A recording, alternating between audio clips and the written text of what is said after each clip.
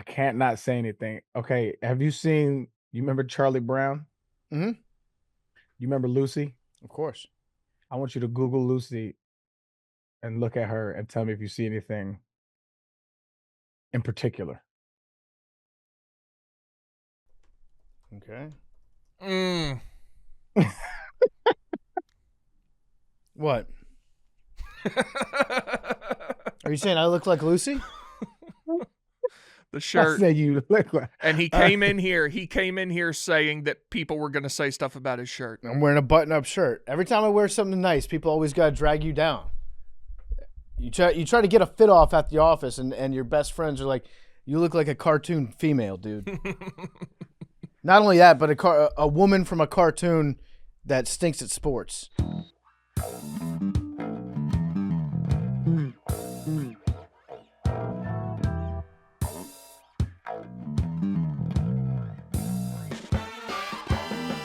Welcome back to Macrodosing. It is Tuesday. It's February 24th, and today's episode is brought to you by our great friends over at Part of My Cheesesteak.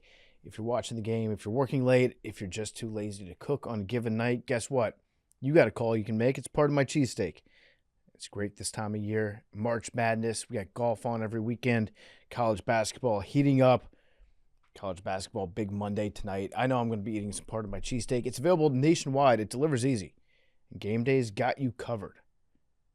Go to Part of My Cheesesteak right now. Use code AWL.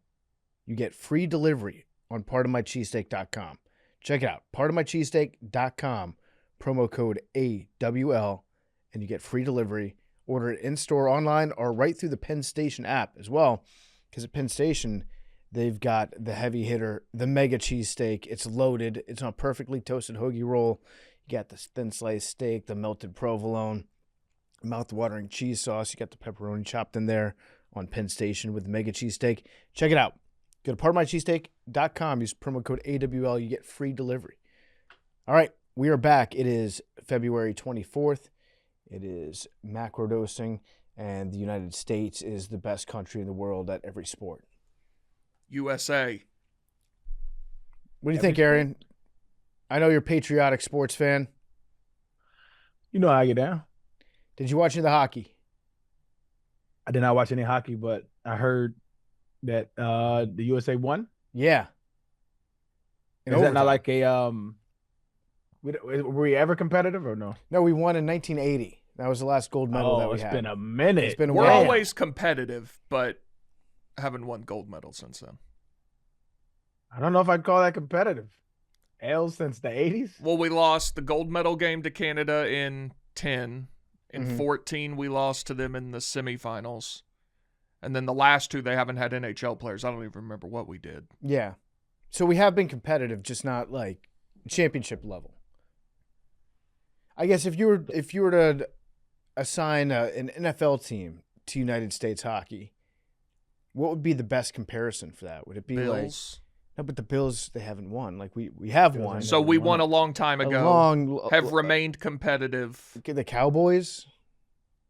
But they haven't made an NFC. Are they the last NFC team that hasn't made a championship game? Like every other team has made it since then? Yeah.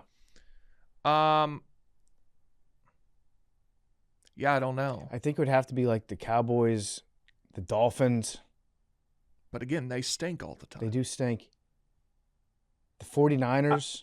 49ers might be hockey. Yeah. Yeah, the 49ers. I like that. When's the last time the 49ers won a Super Bowl? That was probably 90s, wasn't it? Yeah, 98. 98. No, not 98. 90. It was mid 90s. 90s. Against the Chargers, yeah.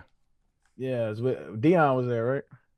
Yeah, but even still, that feels like that's way more. There's really no NFL comparison to it. But they've been to a lot of Super Bowls and NFC Championship games since then. They have. And haven't won it. Yeah.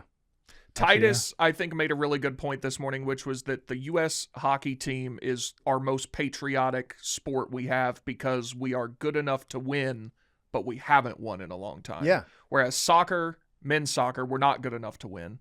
Women's soccer, we win every time. Men's basketball, if we don't win, it's a disaster. Kind of like Canada's hockey. Yeah.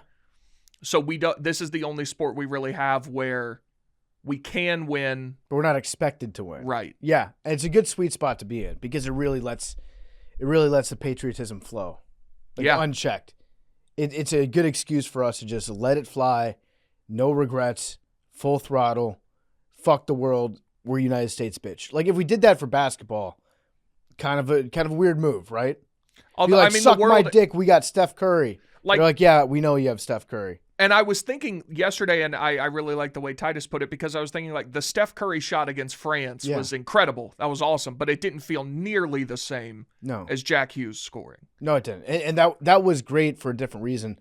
I love watching the U.S. men's basketball team because I get to root for all these guys that I usually either have fatigue from winning so much, or I'm like, these guys just bounce around. I get to actually I'm a Steph Curry fan. Steph Curry represents me. I see myself in Steph Curry out of the court, which is an amazing experience. Like, shout out to Golden State Warriors fans. That must have been awesome for the last 10 years to be like, yeah, Steph Curry's my favorite athlete and he plays for my team. That's a great thing that you get to experience. Getting to tap in on that in the Olympics is a treat. Though the rest of the world is catching up in basketball to the point that it could become like this. Yeah, it does. I would argue that they are not. I would argue that the rules have been changed to acquiesce to international players. That's what I would argue. I would disagree with that, but let's embrace debate. I don't think that's untrue. So I think what separated the EuroLeague from the NBA was hand checking, stuff like that, playing tough defense, hard defense, shit like that. I think to appeal to the international game, I think it was David Stern at the time. He started doing international outreach. So back then, what were the international players were like Tony Kukoc, stuff like that, perimeter players, very finesse, right? We have made the rules in the NBA such to acquiesce to that style of play. So that super traveling shit that they're doing now, that everybody says the gather, all that kind of shit, that's what Euro players have been used to the entirety over there lately. The NBA has now adopted those rules. So I think you're seeing more Euro players excel. I think that is true, but there's also just hasn't been the level of talent that there is now. I mean, there was never Jokic, Wembanyama, SGA, all those guys at once. Now, granted, all those guys are from different countries, so America versus the world right now would be the world would probably win. I think the world would fuck around, likely win. But you need one country that has all those guys. France has been close. I'll tell you what, we've talked about it before, but if Yugoslavia didn't break up at the end of the Cold War, Yugoslavia might be the best basketball country in the world. So would they have Jokic and Luka right now? Yeah. They would have Jokic, they would have Luka, they would have Bogdanovic. Both Bogdanoviches. Both. Would they have Şengün? No, Şengün is Turkey, right? I'm not sure. I think for all the Şengüners out there, I believe he's Turkish. You'd have Jokic, you'd have Luka, Jovic, Topic, Vucevic, Nurkic, Luka Garza, if you're into that sort of thing. Bogdanovic, Zubac, Vucevic, and Javonte Green. That's a pretty good team. But yeah, I mean, they've changed some of the rules, and I think you could say a similar thing about hockey. Like, international hockey is a little bit different from NHL hockey and how the ice is set up, what they allow, what they don't allow. I wish they allowed fighting. That's what was so cool about the Four Nations. Yeah. It was like you could go out there and just beat another dude's face in and it'd be fine. Did I hear that you would get a game misconduct for fighting? Yeah, you get kicked out? And I think you'd have to miss the next game too. That's insane. Yeah, which is you saw some French guy go after he went after Tom Wilson in the quarterfinals, and Tom Wilson just had to kind of sit there and take it because if I punch this guy, I'm in big trouble. They were hitting yesterday too. They were. It was a lot of fun, and it was good to be able to just root on your country as somewhat of an underdog, which we were technically an underdog. It was not the Miracle. It was not like it was a bunch of amateurs against pros. We had a very, very good team, but we were the underdogs going up against Canada, and Canada is very, very upset this morning. and it's like, what else do they have that we can take from them? This is why I want to continue to steal from Canada. This is why I've always yearned for a men's soccer team that is at this level. Like, we're never going to be the best in the world, but if we could win a couple knockout games in a World Cup, like, just ruin it for these other countries, because it's all they have. We have everything. Listen, I know there's a lot of people out there that are not super into soccer and don't really care about the World Cup, but it's going to be here in the United States. It's going to be in your face. You will, I think even casual sports fans, if you like sports, you will get into the World Cup. The excitement is that level that you'll find some stuff that you really enjoy about it. Now, if the United States, if somehow things break our way, I don't know if the governing body of soccer, FIFA, and the officials are open to any sort of bribery or rigging any of the games. I don't know if that would be up their alley. But let's just say hypothetically the United States wins so many games that we get to like the semifinals or the finals in the World Cup. I know it's a long shot, very long shot. Everyone in America is going to absolutely love it because we'll get to say fuck you to countries like Brazil, like England, like Germany, countries that they dedicate their entire lives to soccer. And it's literally the only sport. Like, they play basketball a little now. Germany plays hockey a little bit, but it's soccer is it. And if you think the world doesn't hate us as ugly Americans already, wait till if we get to a point where we're in the World Cup finals. It will be such a great moment for America to just be like, fuck you, double middle fingers to the world. Even if you, like, I don't care if you're the most liberal person out there. If the U.S. men's national team makes it to the World Cup finals, you will become, like, you'll be MAGA. You will probably have to be MAGA at that point. My goal for this World Cup is to win 2 knockout games, so that gets us to the quarterfinals. And then come what may after that. But if we can win 2 knockout games, at least one of which against, like, a country that this will destroy them. Yeah. Who would be the best team to beat in the quarterfinals? I mean, who does Messi play for? Argentina. We can't beat Argentina. Ah. We could, like, I mean, the best team to beat would be. Didn't Saudi Arabia tie or beat Argentina? Yeah, I know it was in the group play in the group stage last year.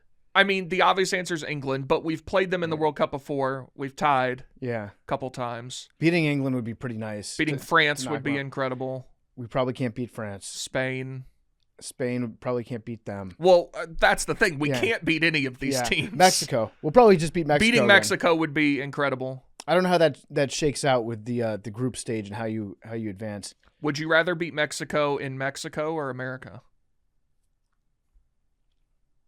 Beating them in Mexico would be unbelievable. I think I would rather beat them in Mexico. I think so, too. Did Mexico change the Gulf of Mexico to Gulf of America? I think that's still under dispute. Fair enough. I don't know who gets to actually change these things. Like whoever has the bigger... Rand McNally? Nick. They have an office, like... They do. Up the road. They do, by the airport. Yeah. I can't not say anything. Okay, have you remember Charlie Brown? Mm-hmm. You remember Lucy? Of course. I want you to Google Lucy and look at her and tell me if you see anything in particular. Okay. What? Are you saying I look like Lucy? The shirt. I said you look like. And he came in here. He came in here saying that people were going to say stuff about his shirt. I'm wearing a button-up shirt. Every time I wear something nice, people always got to drag you down. You try to get a fit off at the office, and your best friends are like, "You look like a cartoon female, dude." Not only that, but a woman from a cartoon that stinks at sports. A kicker. A kicker. Or I guess the holder. Holder, placeholder, yeah. Special teams. Yeah, I mean, it was just glaring. It's looking me dead at my face. The hair, the shirt, it was right there. I had to. That's good. Well, Lucy's an iconic character from a beloved comic strip. I didn't know she had a last name. Oh, Van Pelt. Yeah, shout out SVP. Did not You're know one that. of my good friends on Netflix. You're iconic too, brother. Did not know that about Lucy. Who else has a last name in that? Linus Van Pelt, Rerun Van Pelt. Wait, they're all related? Lucy and Linus are siblings, right? I didn't know that Rerun was also related. This is the first time hearing of Rerun. Yeah. There's some lore. But yeah, I mean, I guess Charlie Brown has a last name, so it makes sense that there would be other families in town. Before I was assaulted for my appearance today, I was just trying to enjoy a moment of being a proud American. It's sad that some people get offended by that to the point where they have to do ad hominem attacks. But such is life. I'm full of those. Yeah. I exist in that. We did beat Canada, and it was great, and Canada's very upset about it. And maybe you should have scored when you had open shot the net, Nathan McKinnon. Like 4 What was times. the score? 2-1 in overtime. Yep. We should have lost like It was 4-1. overtime 4-2 game. maybe. Those are hockey overtime games. Them shits I love. And the Canadians are very upset because the Olympics did 3-on-3 overtime, which the NHL does in the regular season, but in the playoffs they just let you go 5-on-5 till somebody scores, which has led to some games going 3-4 overtimes, but in the playoffs you don't want to. 3-on-3 randomizes the result a little bit. So they're upset about that, but too bad, so sad, I guess. Wait, Best it's of luck not. in When you say 2030. 3-on-3, you're not talking about a penalty shot. You're talking about 3 people versus 3 people. Correct. And a goalie. So there's way more ice. Like, it's way easier to score. So, wow, full court, 3v3. Yeah. I've never seen that one. I've only seen the shootout. So shootout happens after 3-on-3. So maybe I did see it. Did the didn't know game? what was going on. We went to a Rangers game and it went to a shootout, right? Yeah. So they played. Well, yeah, I think Yeah. so, So they played 3-on-3 before that for 5 minutes, and then if they don't win in 5 minutes, they go to a shootout. had no clue. The highlight, well, not that game was amazing, but the one thing I remember was during that game, you told me to YouTube a dude, and I was like, "Fuck!" I was like, "Who the fuck is this?" He was the Mike Jordan of Connor McDavid, who plays for Canada. damn. Mm-hmm. We beat him. Yeah. Mhm. And about That's 8 others that are crazy. not as good as him, but He was the MVP of the whole tournament. Damn! Yep. Shout out to us, man. That's fire. he He's has now killing. lost the last 2 Stanley Cup finals and got the silver medal at the Olympics. He's kind of, but he's But he's the best player in the world. probably, he's the second best player ever, maybe. You sound a little bit like I mean, Wit right now. Have you watched him? I've watched a lot of Connor I was yeah. thinking about this recently because I was thinking about Connor McDavid and I was thinking about LeBron and Michael Jordan. And I'm sure this point has been made before, but I think there's just an aura around guys from before the internet existed Yeah. to where there was word of mouth. Like, you have to watch Michael Jordan. And he'd be on TV. Michael Jordan, the Bulls, I assume, were on TV all the time. But, like, maybe Wayne Gretzky was only on your TV 6 times a year. Yeah. And so you would be like, I have to sit down and watch Wayne Gretzky tonight. Then he'd score 2 goals. And you're like, this guy's the greatest to ever do it. And he is, to be clear. But I just think before the internet, before you could see everything, there was more of a mystique around guys that has lasted well into the 21st century. Yeah. Where we're still like, those guys are the best to ever do it. Even though, like, LeBron's undoubtedly a better basketball player than Michael Jordan. So there's really no... Well, there is some truth to that, Big T, I think, because back before the internet was so big, you had to make an active choice. You had to opt in to, like, seeking out Michael Jordan to watch him on TV. And therefore, because you made that choice with your time, if he has a great game, you build it up even bigger in your own head, because it's almost a little bit like, congrats to myself for making this choice to watch Michael Jordan. I saw greatness. I saw greatness Yes. today. It's like, if you spend a lot of money on a meal, you're more likely to think, like, that was a great meal, as opposed to if you spend, if it's a cheap meal, you might really enjoy it. But if you spend a lot of money on it, you're like, that was one of the best meals of my life. Yes. So I think that there's a little bit of that goes along with it. But also, Michael Jordan is really good. For sure. And Wayne Gretzky, okay, so- Wayne Gretzky, I think, might be an exception, because No, he is. He's the numbers greatest that he hockey had. player ever. Now, goalies didn't really play back then. They were pretty much all drunk and dizzy and didn't have pads or eyesight. But that's not to take away from the fact that his stats are just like outrageous stats that Wayne Gretzky has. I think that's the difference. I think there is a certain amount of prestige when you look back at players, and that can happen. Because it was like, dog, did you see Sean Kemp's dunk? right? Yeah. We don't really regard Sean Kemp as one of the greatest players of all time, but he was one of the best dunkers of our generation, Raymond. right? Didn't get to see him that much. But when you look at Michael Jordan, there's been 4 players in the season that have ever done this. Won defensive MVP, scoring title, league MVP, finals MVP. Only 4 players have done that in one season. And it was all Michael Jordan. He did it 4 times. He's one of the greatest players to ever play. I'm not disputing that. So relative greatness, when you say Jordan's obviously a better basketball player, I don't. LeBron. Like I said, I understand the arguments, and I don't like to go back and forth with people. It's opinion based at this point. But to say Michael Jordan just has an aura because it's not just that. But like I do think that exists. He was like that. He For was sure. Like that. He was like that. Yeah. He was like I would also be remiss, though, to not point out that defensive statistics from the 90s in the NBA are completely fake, and they juice them for every home team. And offense rebounds and things like that.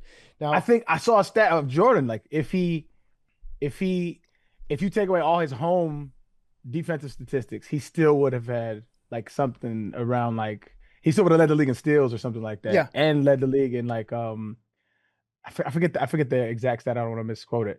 But now he was dog. Okay, I mean, just imagine who's the best scorer in the league. They probably like Luka maybe. Right now, SGA or Okay, SJ. Imagine SJ scoring like he is, but also locked down on defense. Please understand, Michael Jordan, I fully respect. I'm just saying, one like, of the 2 or 3 greatest people ever pick up a basketball. I just don't think we can comprehend that kind of like dominance on a court like that. It just don't exist because usually you specialize in things. Like, Luka's a great scorer, not that good on defense. SG's a great scorer, aight on defense, right? James Harden, amazing scorer, he's okay on defense. Imagine Kawhi Leonard on defense, but he's also putting up 36 a game. That shit just don't. For sure. Crazy. I just think there's something to be said for pre-internet guys. And that kind of... we're so unique in that PFT, that generation, where it's like we can remember what it was like before, so we can appreciate what it was like before, but we also know what it's like now, so we can appreciate it now. It's very unique. Millennials have this very unique like position in time, which I appreciate. I'm glad we got to see the world before the internet. It does make you appreciate shit on the internet a lot more too. And it makes you not appreciate shit on the internet. Yeah, it makes you be like, oh, this is bad for society. Oh, this is really good. Yeah, so like I'm stuck in that. So I post, dog. Somebody help me out with this, by the way, because since I don't got Twitter no more, I be on Instagram probably a little bit more. But I fucking hate that place, honestly. Yeah. Like and my feed is filled with a whole bunch of people I don't fucking follow. I don't understand this shit. It's like, miserable. I follow people for them to show up on my feed, and it's just a bunch of shit that you think I'm like. I'm like, dog. It's a miserable experience. What the fuck is this? I hate it. I'm like, where are the people that I chose to follow? Like, I didn't sign up for none of these motherfuckers. Anywho, I put a post on the internet talking about some dude was saying he's an artist, and he was like, AI music is like dog shit. He's like, just stop. He's like, this is for humans. And then I got into a couple like conversations with some of my people, and one of the dudes is my age, and he was like, it's just like saying sampling, that whole argument and stuff. But it's just a very interesting time, man. I'm gonna die on that hill. Fuck AI music. That's for us, dog. We don't have to rehash that. I was just saying my Instagram experience. No, I think that's totally fair. I do think that if you look at like what Wayne Gretzky used to do in hockey, I think it'd be comparable to say like if when Michael Jordan played, they didn't allow anybody over 7 feet tall. Would that be fair to say about like the difference between goaltending then to goaltending now? Yeah, I mean, in hockey, kind of the same thing goes for Jordan. Like there were great players in the 90s, but if you compare the NBA today to then, like it's not even close. Yeah, and if LeBron James grew up in like the mid 70s, would he have been LeBron James how he is now? No, absolutely not. Like the game had to evolve. He had to see other people. He had to steal some of their best shit. I like that point. I like that point. Fair. Like I think that one guy you could say, like Kyrie, like if he was training in high school with Converse on, right? Like what I'm saying, does his calf muscles have the same amount of definition? Well, I don't know. To even know what's possible to do. 100%. Like I think Kyrie um, might be an exception to that, where I think Kyrie is just like his brain works so fast that So I was think talking to Clyde Drexler about that exact point Mhm. because I asked him, "Who do you think the best ball handlers of all time are?"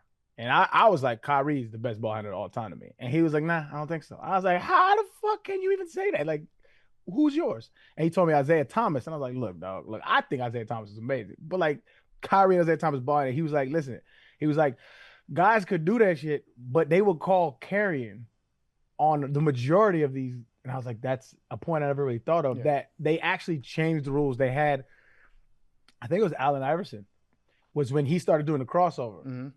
Like seriously, because if you notice, like guys used to have to keep your hand on top of the ball. Now there's really no such thing as a carry unless it's egregious. And so he was saying, he was like, yeah, what they can do now is amazing. He's like, but we couldn't even practice that because they would call it. He's like, so when I look at the best ball handler, I look at the confines of like what was available to the cats at the time, and he was just different. I was like, that makes sense. I understand why you got there. Still think it's Kyrie, but I understand how you got there. That is very true. I remember watching, because we were Georgetown basketball fans in my house growing up, because we were in the DC area, and my dad was a basketball player back in the day. He played at like George Washington in college, and we were watching Iverson because he was like the craziest best player in the country. That coach, who's that coach? John Thompson. John Thompson. Big John Thompson, yeah. Legend, yeah, legend. And so we loved Allen Iverson. We loved watching him, but my dad couldn't help himself. And every time Iverson would bring the ball up the court, my dad would just go, carry, Mm-hmm. carry, Yep. carry on every single dribble that he had. Because it's true, like just putting your hand on the side of the ball, they used to call that. That used to be like something you couldn't do. So when you see somebody that's able to maneuver like Pistol Pete, for example, way back in the day, like he's doing all that shit just by dribbling on top of the ball, which is a aesthetically less pleasing way to watch basketball. Yes. It's better that you can put your hand on the side and do more things with it. It makes for a more interesting game. But yeah, the way it's officiated is a lot different. I still think though that if he played back then and he was only allowed to dribble the ball like straight up and like hand on top of the ball, I'm sure he would still be incredible though. His creativity is just amazing. But that's how I like to liken it. So like, we looking at the gather step shit nowadays, like our parents looked at carrying in our day. Mm-hmm.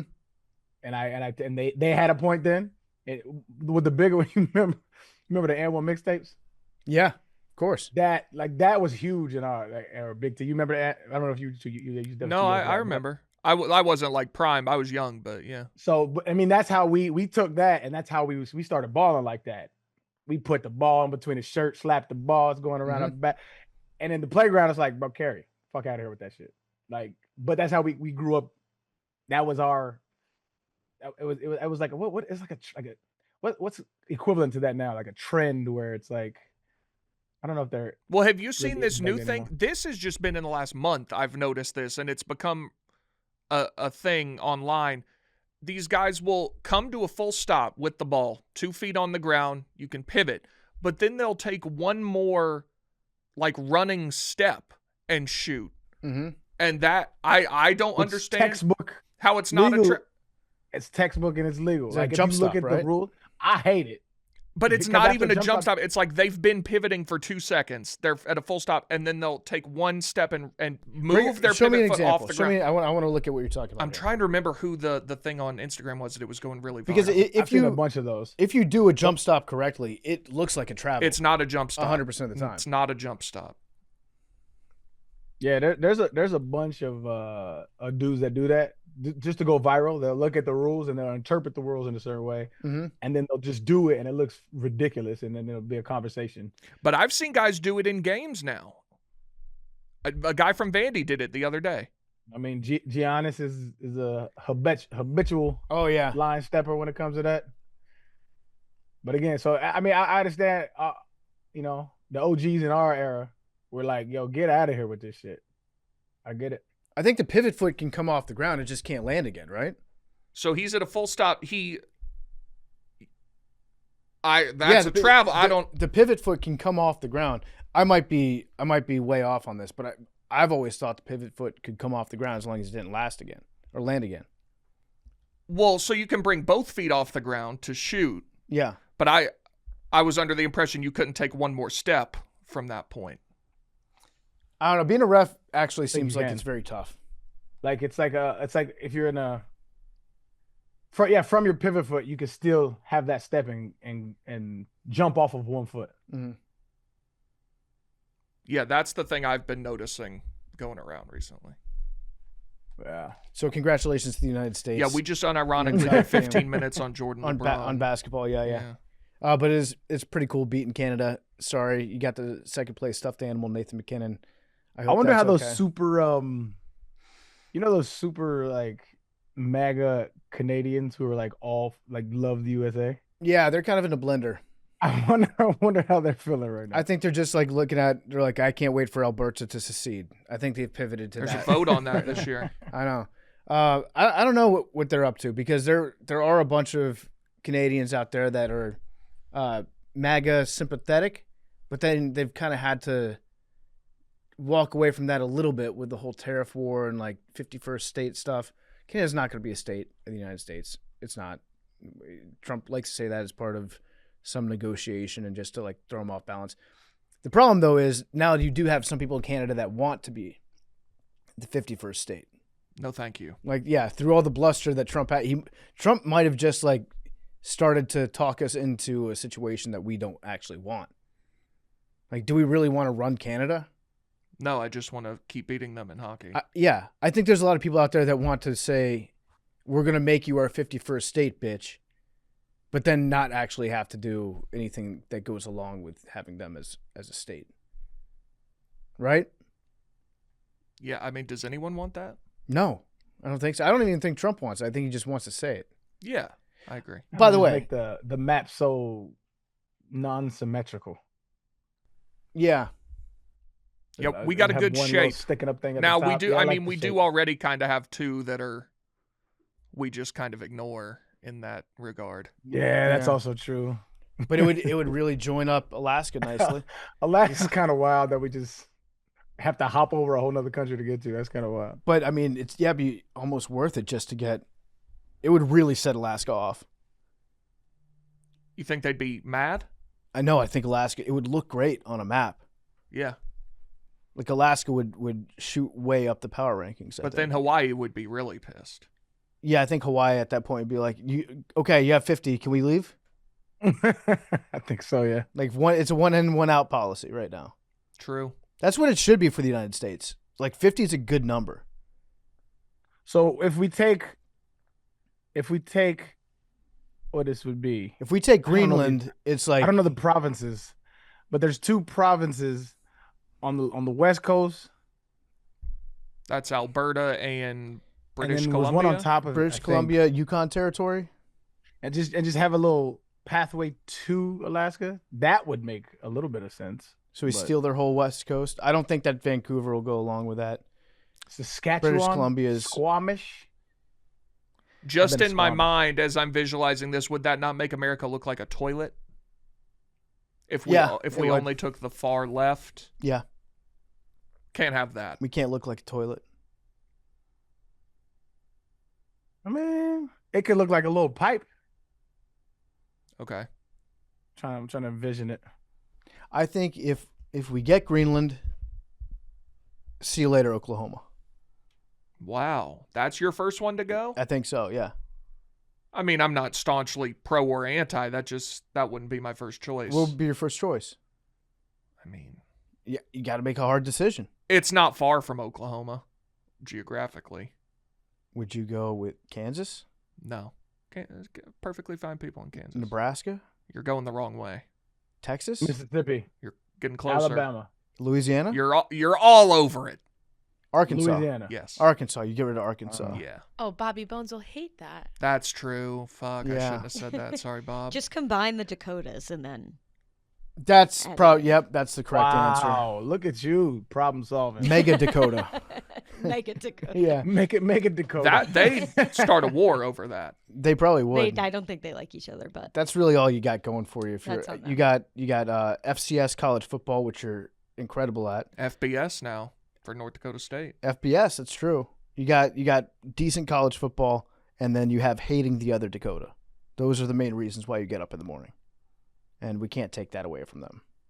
Be a fun series to start. Just walk the streets of both the Dakotas and say, "Give it to me. Why is yours the best?" Yeah. Have a Dakota off. Dakota off. I've said this before, but nicest McDonald's employee I've ever met in my life, Fargo, North Dakota. Wow. Go on. Like, just so I hope that guy owns the store now. He was incredible. Yeah? Just so nice, so over the top, like great. I don't remember his name, but What'd he do? I mean, this is years ago now. He was just awesome. He was like a waiter? Kind of, yeah. He like checked on us. He was We've got the Egg McMuffin, which is fantastic. he was just so nice, so great. You don't get that at McDonald's all the time, you know? Yeah, can I get you started with something to drink? You know what? You can actually. Like you walk into the restaurant, he greets you in line, get your drink going before you even get up to the counter. I wonder That's wild. if we could find that McDonald's and like be like, hey, there was a guy there 5 years ago that was just, man, what, 7 years ago now, I guess. Would you be able to pick him out in a lineup? No chance. I just remember that he was so nice. We got to find this guy. If it's somebody that works, I mean, how many McDonald's are there in Fargo? probably a few, but if there's somebody that is so good at their job working at McDonald's, 6. McDonald's needs to know about that. My Okay, guess. we can. Oh, I thought you looked it up. No, how the fuck would I know? I'm They, I'm they need to know about that guy because that's a guy that needs to be in the McDonald's business. I agree. You can't have that guy leaving and going to Wendy's. Let's see how many are around Fargo. Like if that guy became like the Can You Hear Me Now guy and went to your competitor, that's devastating for your industry. Oh, there's 10. It's kind of a lot. Yeah, that was kind of a crazy little switch up. I forgot about that. Can you hear me now, guy? It was the Oh, yeah. Verizon. It was the Verizon dude, wasn't it? Yeah. And he went to Sprint. I believe so. Might have been, but now Sprint got Yeah. bought by T-Mobile. So Big T, can you figure out where in Fargo you were? There's no way of What was the knowing. reason you were in Fargo? It was Blackjack Fletcher, Paul LaDuca, and myself going on our trip through Canada. That made Rico hate you. Mm-hmm. Okay. Well, I hold on. This is unbeknownst to me. Why I mean, did- this why is did- many years ago. many years ago. This is What before happened? this show started. I went on a trip with two guys who used to work here that Rico hated. So Rico decided he hated me because I was associated with them through this work trip. Did you file an expense report? I think Blackjack did all of it from what I recall. Because Are you still on good terms with Blackjack?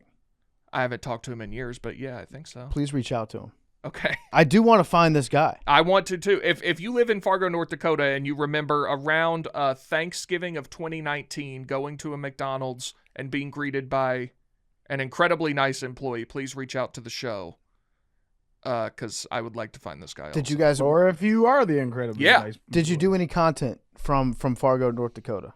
No, we were just passing through. So the places. No videos, no live streams. I don't think so. The Didn't go on places Periscope? we stopped for the night where we went from Toronto Uh-huh. to South Bend, Indiana. Okay. We spent the night in South Bend. Then we went from South Bend, Indiana to, was it Minneapolis? Okay. Then we went Minneapolis to, I believe, Moose Jaw, Saskatchewan.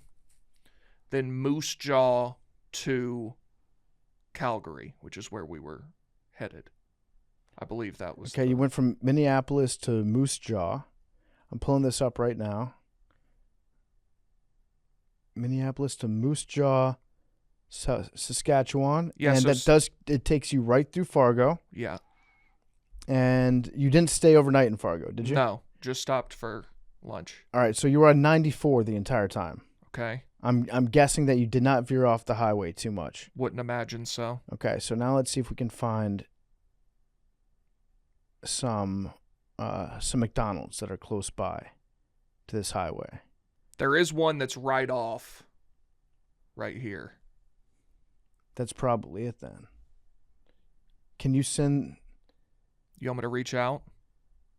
Well, I was going to say send it to McKinsey and Mad Dog and see if they can make a clip out of that with the location of this McDonald's.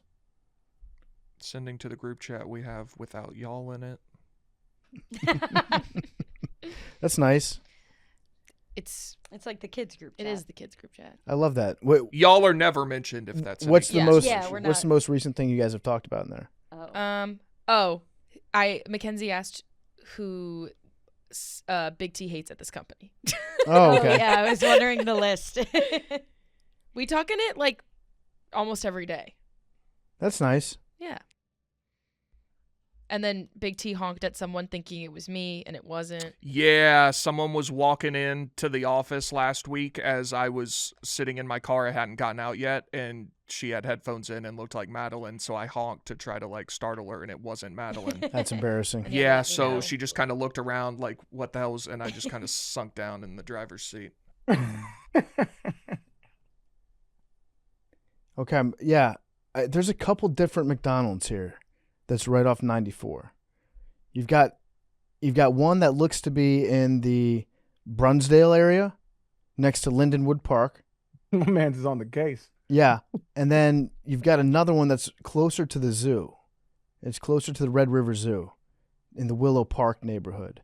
And then you've got a third one, and this one's kind of by the Costco, I would have remembered seeing a Costco. off Veterans Boulevard. Was it on Veterans Boulevard?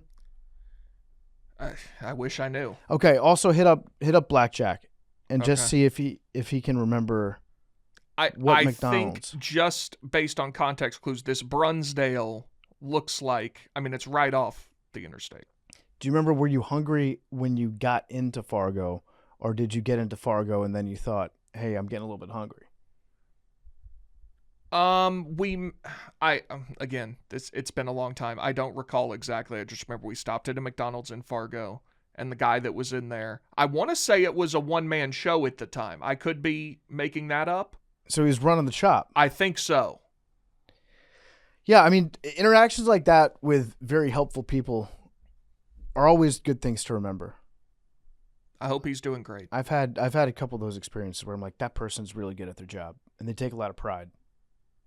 It's what you want. That's exactly what you want. I'm just thinking, we live right next to Hamburger University Yeah. here in Chicago. Harder to get into than Harvard. That would be the exact type of person that would be Hamburger University material. 1,000%. Like, that's somebody that you I want. hadn't even considered that. You want that person running various franchises for you, Yeah. like a territory boss. Should we try to go to HBU? I actually stopped in HBU yesterday on the way home from the bar after the U.S. game. Did you? Yeah. What'd you get? Walked home. Well, I thought they'd have lunch by then. It was like 10:45, but they didn't. So I just got a chicken biscuit and a coffee. They should have a basketball team. HBU. Yeah. Might be better than Chicago State. Yeah. McDonald's should have a basketball team. McDonald's All-Americans. Is Chicago State like the fakest Division I school of all time? I think they're probably up there. What constitutes a Division I school? What's the metric? You know, in basketball, I'm not really sure, because there's so many Division I schools. Like, to be in the FBS in football, which is 135 now or something, Mhm. there are legit, like, your stadium has to be a certain capacity. I think you have to have a certain enrollment. But then in basketball, there's there are 365 Division I basketball schools, which is just way too many. That's a lot. Like, Kansas is not playing the same sport as Mississippi Valley State, who is currently ranked last in KenPom at 2-26. Yeah. Their 2 wins. They just won their last game. Congrats. They beat Texas Southern. Their other win came on November 5th against the Mississippi University for Women. I remember hearing about that school. Actually, not a women's team. I would imagine not. They have a men's team. I would assume. Yeah. Beat the hell out of them. Good 97-61. You got to circle that. If you're Mississippi Valley, the same. If you're Mississippi Valley and you haven't won a game all season, you circle the women's college game, Yeah, and you're like, we have to get off the schneid somehow. but they did just beat Texas Southern, so maybe they getting something going. I've got a message for some of the haters and the losers out there, Big T. Of which there are many. And there are a lot, and I'm sure that you saw a lot of these haters and a lot of these losers out there making fun of FBI Director Kash Patel Mm-hmm. for having a good time with the boys in the locker room. Mm-hmm. Kash Patel happened to be in Milan. He was over there doing FBI business, As one does. which he was very clear about, and it happened to coincide with the United States hockey games. He's a big hockey fan, so he thought, like, might be cool to stop in and see if they're playing. Might even recognize some of the guys out there. So he stopped by the arena. Sure enough, it was at the time that they were playing. They won the gold medal, and then they demanded that Kash Patel came into their locker room and chugged beers with them afterwards. So I don't understand why people are upset about a guy for like just stop. He was on the way to the airport after he had meetings all week. He was breaking his back on official FBI business, and then a friend of his was like, "Hey, can you stop by real quick and say hi?" And he did. So I don't understand what the problem is. Boy, look like a dork. Did I cover it? I feel like, yeah, well, guess what? He's the FBI director. He's not supposed to look cool. He's just there. He's probably doing a lot of like boots on the ground, like getting his hands dirty, investigatory work. Didn't have time to look cool. Nancy Guthrie might have been over there. Yeah. Yeah, You know where they took her. You never know. Nancy Guthrie's been dead for a long time. That still doesn't negate the fact that they would like to know where she went. Damn. Sure. Is the FBI doing that? They're definitely involved, yeah. Kash Patel has been tweeting about it. Yeah, I mean, that's what I did notice from Kash was when he was on the phone with Trump, the screen said DT, which means he just has the number saved as Donald Trump. I feel like that's... I mean, it makes sense, but also like... You don't even have. It's not even President Trump. It's just Donald Trump just in your DT? phone. Yeah. Yeah, no, that's a fair point. I don't have any problem with the like people on the hockey team not being like, "Hey, Kash Patel, get out of my locker room." Like, there's some people that are mad at the hockey team for not standing up to the director of the FBI and telling him to leave. like it's Bryce Harper talking to Rob Manfred, "Get the fuck out of our locker room." And then also, like, you get a call from the president. You're pumped. You just won the gold medal. You get a call from anybody. And you're like, "Thanks, man. I appreciate the words of support. Good looking out." It doesn't matter. But some people are mad at the players for not like kicking Kash Patel out. Kash Patel's a hockey fan. And I'll be perfectly clear about Kash Patel. He gets cheated on a lot by his girlfriend, and he has to hang out with the boys sometimes and party. And if you got to blow a little steam off, I think it's more productive that a guy who's getting cheated on left and right has the boys to hang out with if they're in such a position as running the FBI, because that aggression could bottle up and be counterproductive to their job running the FBI. Where's this accusation of him getting cheated on come from? I don't know this. What's going on? Oh, she's definitely cheating on him. Wouldn't you? Who's his girl? I didn't. Who's I thought he's not married. He got a girl. Oh, they've been on podcasts Oh, she's a together. country star, super mega famous person with 15,000 monthly listeners on Spotify. Okay, all right. Kash Patel. Yeah. Girl. Oh, I'm out the loop, dog. Alexis Wilkins.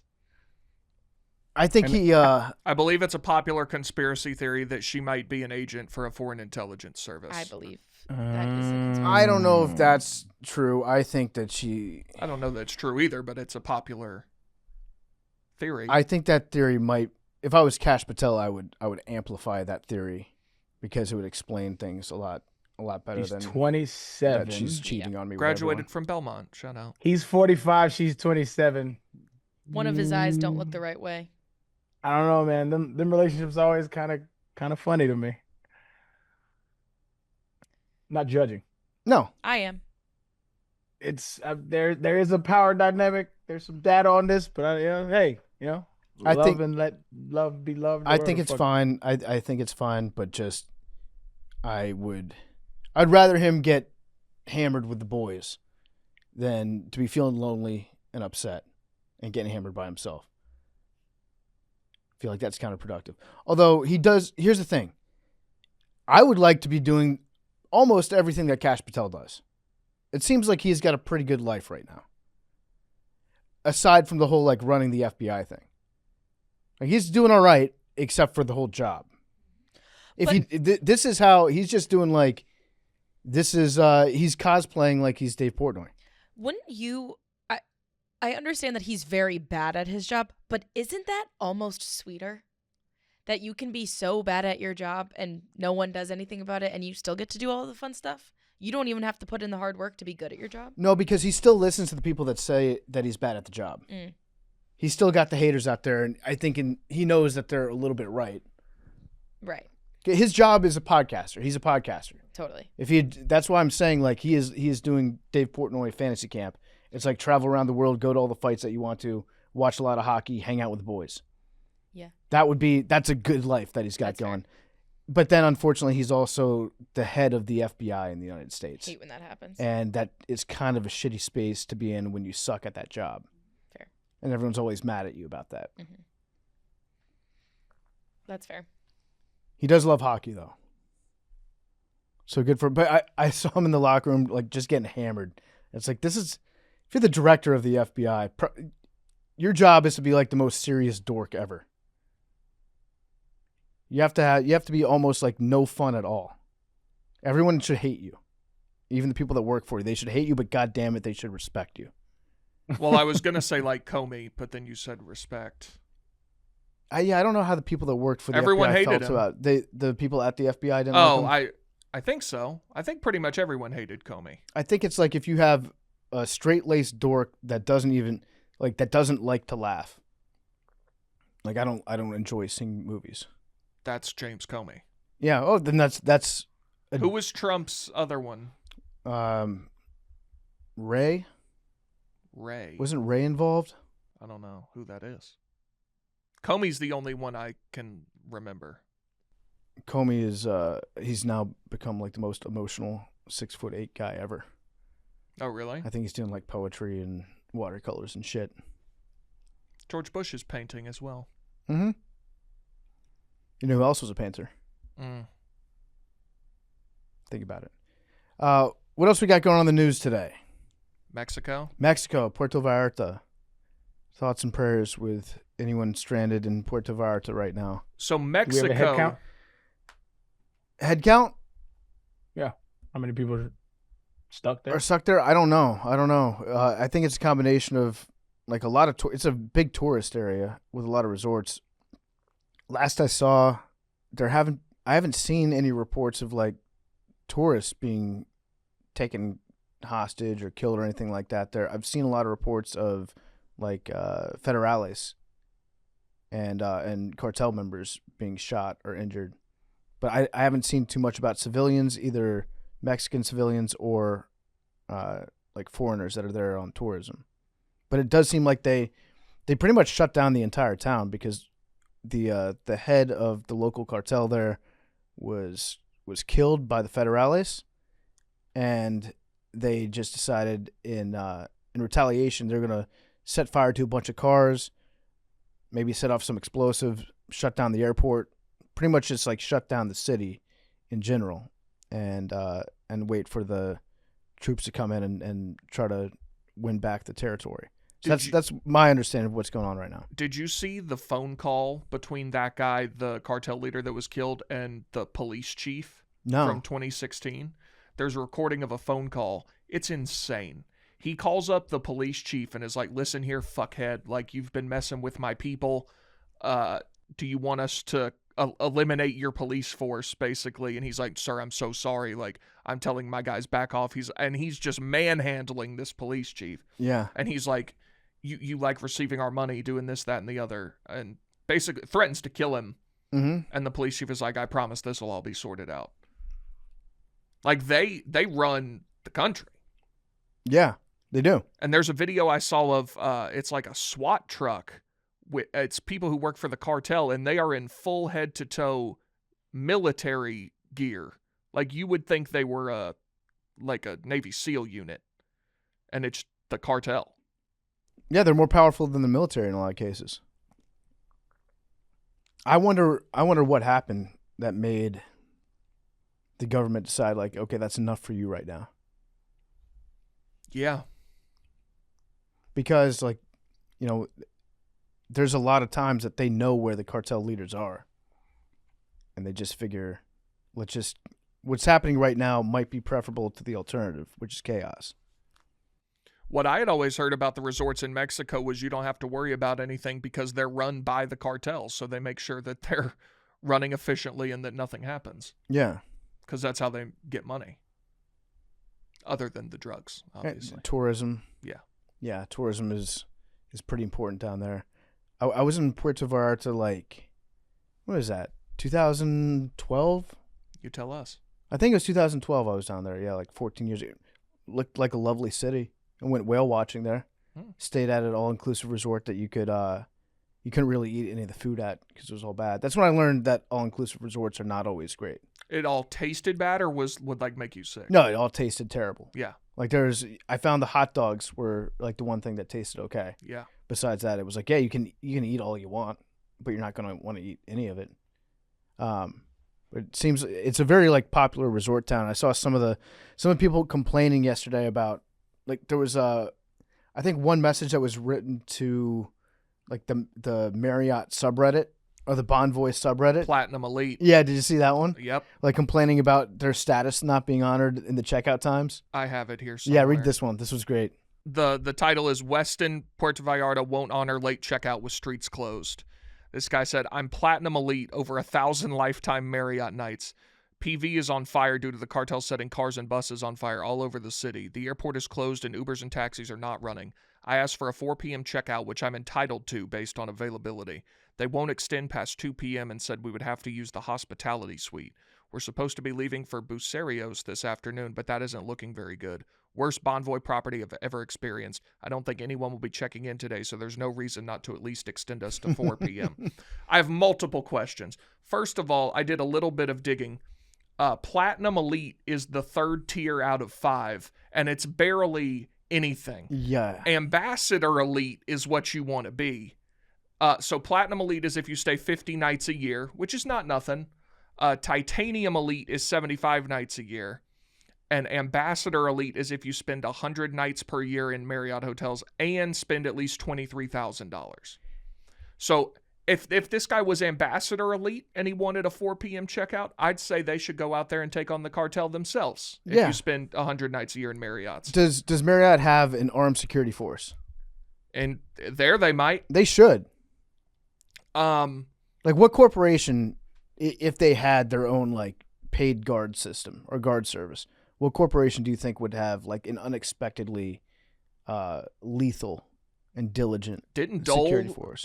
Wasn't Dole involved in a war? Oh yeah, big time. Yeah. The pineapple, yeah, United Fruit Company. Mm-hmm. I feel like obviously Bass Pro Shops.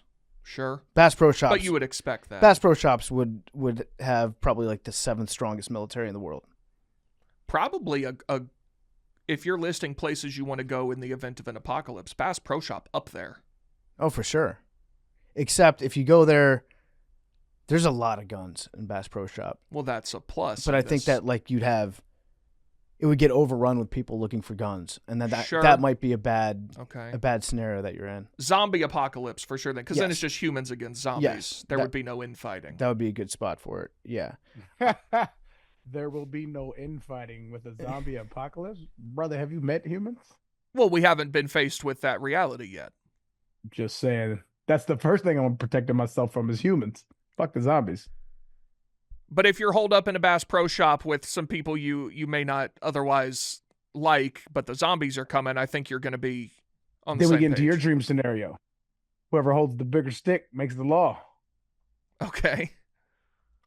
I'm just saying. A big ass stick. Sure, but I think all other disagreements go out the window when the zombies are trying to kill you. I would love for that to be the case. Yeah, maybe not on a macro scale. Pretend hunger is a zombie. Then we in.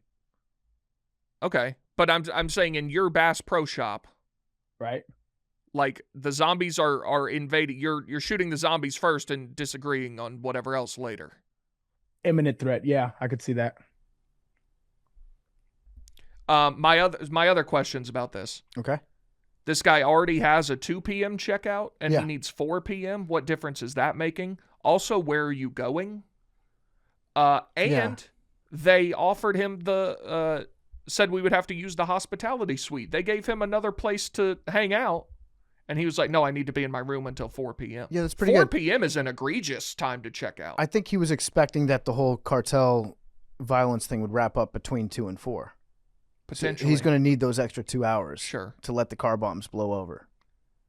I've never heard of a 2 p.m. checkout, much less 4. No, 2 p.m. is crazy.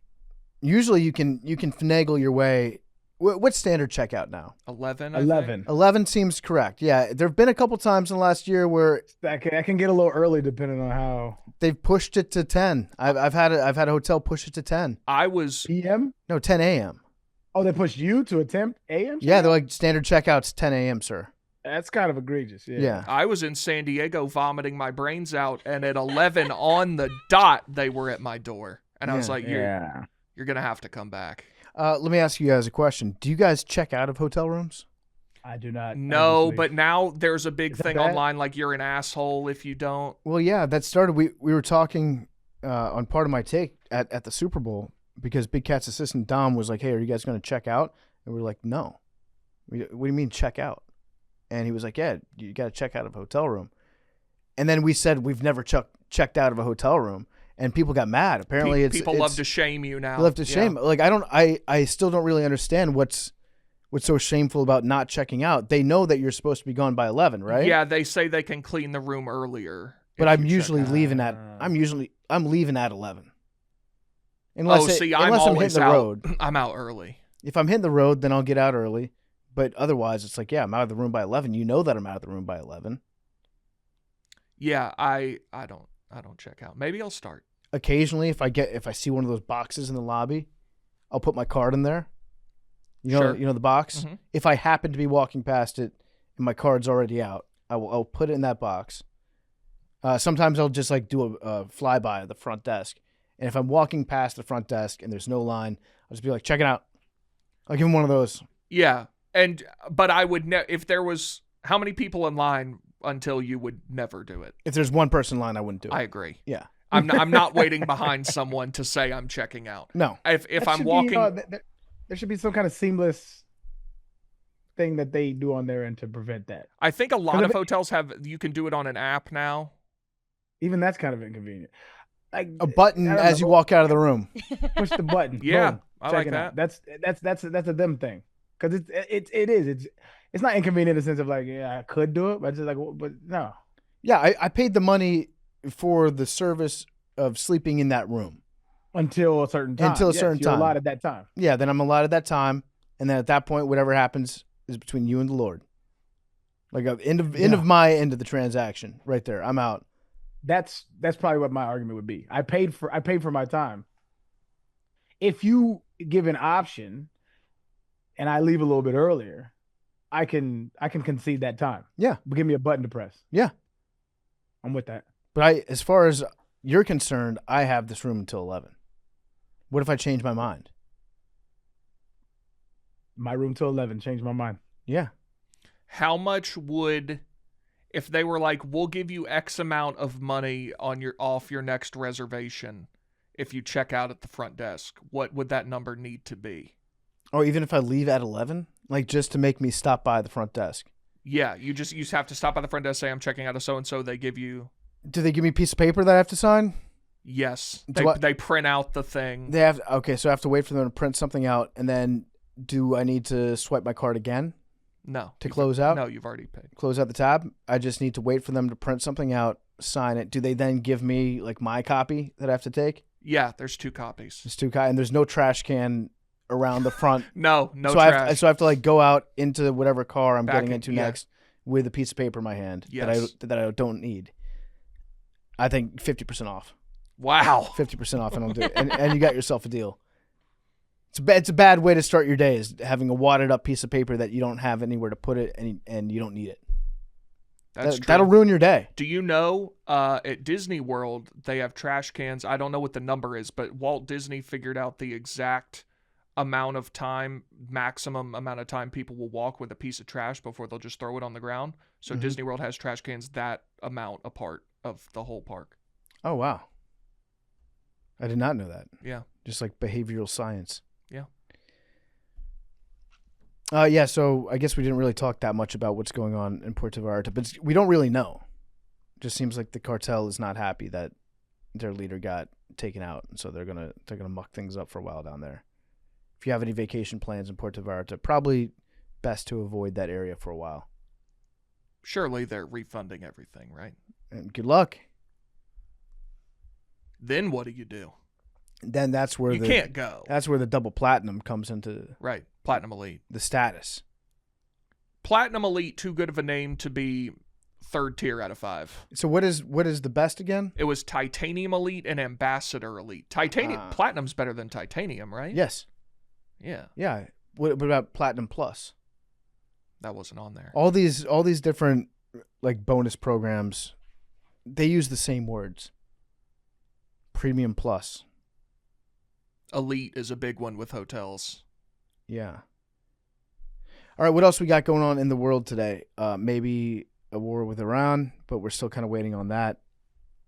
Yeah, I thought that was supposed to happen this weekend, and it never really materialized. You know, some would say that that's the difference between the United States and Russia, is that Russia would do it during the Olympics. We waited. We wait out of respect for the games, for the global community. Right. Russia does love pulling shit during the Olympics, though. It's their favorite. That's why we keep punishing them at the Olympics. That's why their teams aren't allowed to compete. Because like when it was in Sochi, that's when they invaded Crimea. And then they did it again with the whole Ukraine thing back in, what was that, 2020, whenever that was. Whatever happened to they let them compete, but it was like Olympic athletes from Russia. It was Rock Nation. It was ROC, Republic. Oh, no, it was China. Republic Russian of China. Olympic athletes or something. Something like that, yeah. Or competitors, yeah. But yeah, and after the Cold War, they were allowed to compete as the unified team.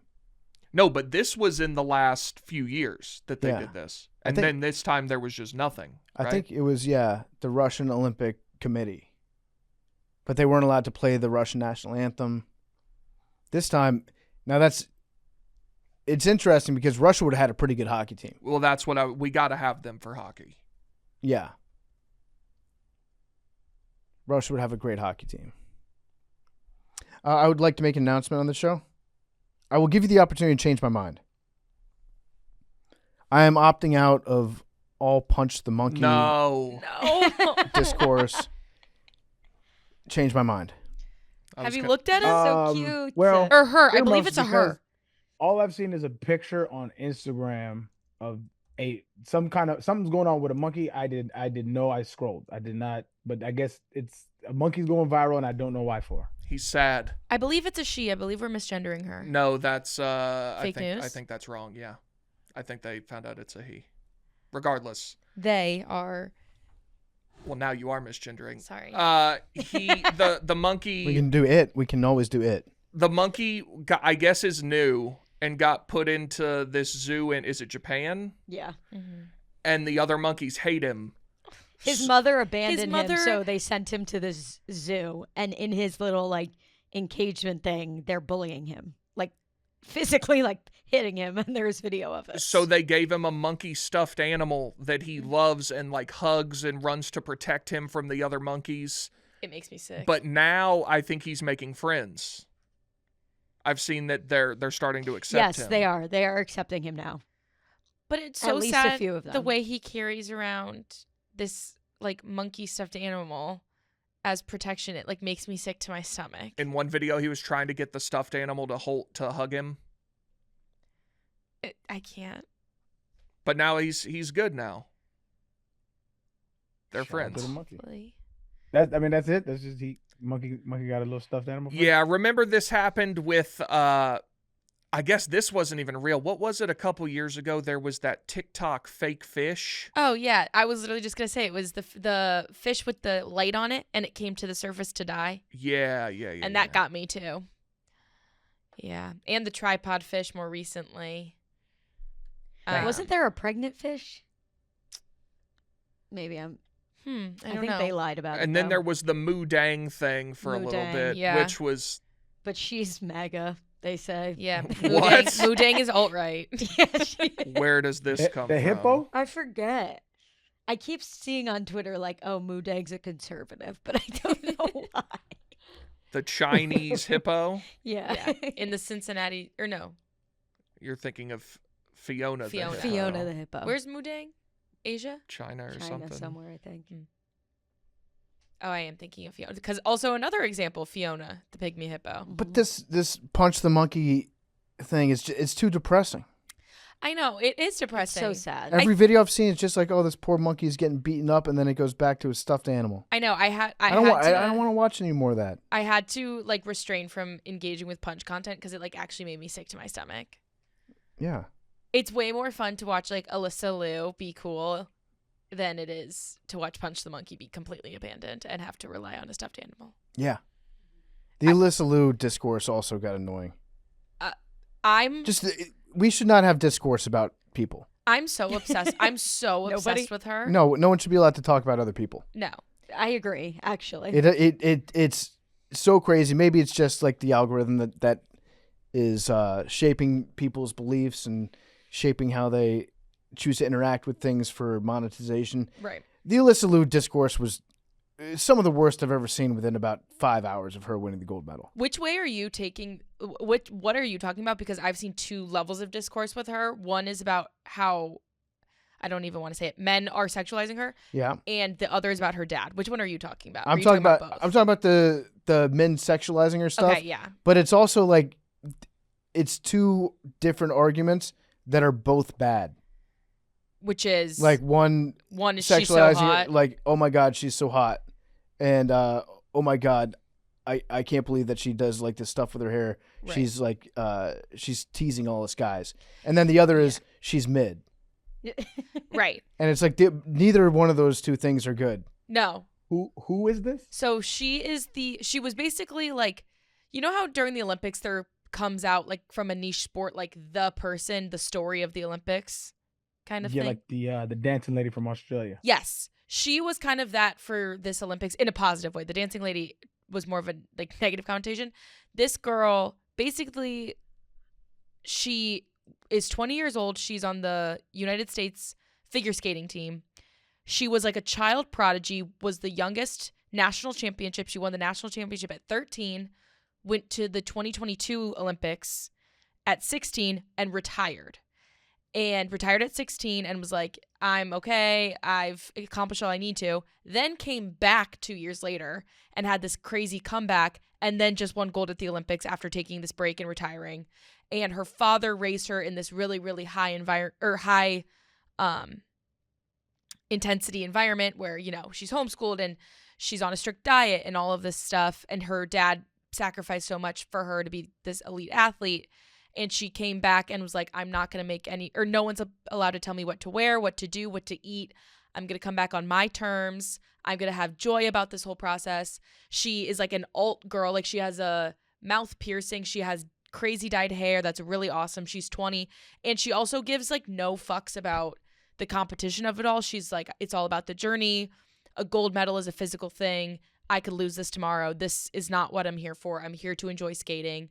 So she's had this really, really cool mindset and level of chill and confidence that has come over her for this Olympic Games. And she's this awesome, awesome figure for honestly everyone, but especially young women to look up to in sports. And men basically have taken it and consider her to be, their words, not mine, I want to make this perfectly clear, that she is goon baiting them. Goon bait. Goon bait. Yes. That's baiting. All right. So when I saw that one in particular, I thought to myself, you know what? Maybe there's no hope. Well, no. I actually do think that there's hope because like the amount of men out there that would actually use the term goon bait. Right. It's got to be like, you could probably count them on two hands. Hopefully. Like in the United States. Like it's definitely deep incel shit. It's like deep porn has rotted your brain. Yeah, I think most Americans watched it and were like, and they were hell like, yeah, that this rocks. is very cool. And it is very cool how she was like, I think there's a whole conversation that is probably overdue to be had about ice skating and gymnastics. Yep. And a lot of these other sports where you have to hyper focus on something from such a young age. From the age of like 9 years old to excel at it. Right. And it's very, very unhealthy. Not just like, obviously in gymnastics, there's been like documented like abuse that's happened. Right. But just the idea that you like send your kids away and all they do is focus on one sport so they can be good at the Olympics. It never ends out well for anybody involved. Right. They either like have a disastrous mental breakdown and hopefully come out the other side, or they just get so involved in that sport that they end up making it worse for the next generation and put them through the same stuff that they had to go through. Totally. But it seems like Alysa Liu, how do you say your last name? Yeah, Leo. Liu? Seems like she has it kind of figured out. I think she has the most Good healthy perspective. mindset I've ever seen out of any person ever in the world. And she's really good. And she's so good. She won gold. She has sick routines. She's so awesome. I had loved getting to watch her this Olympics. And yeah, the men online, I think the tweet that you saw as well, PFT, was like, no one told me it was the goon baiting Olympics. And it's just pictures of like female athletes where it's like, brother. It's OnlyFans brain. It's I think it's far worse than OnlyFans. I think it's deep, like page 200 of Pornhub porn that you couldn't even think about if you tried. It's just like so terrible. I don't know if I'm like desensitized to that kind of shit or my libido is running on E, but another thing, I've never really been like that. Like I've never seen like an attractive woman and like swooned in a way that was like, oh my god, bro, I would, it's never been that for me. It still ain't. So I don't that shit miss me. I don't understand that shit. That's for the a best. It's a level of horny that I just can't relate to. Like it's not even, and again, not to get like too woke, friend, but like it's not even. I think it's far past horny.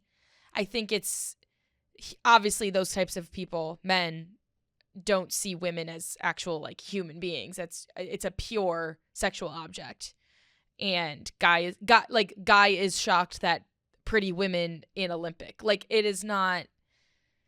You are not making a point by saying like hot women exist in the Olympics. Like it's so disgusting and gross, and it's like,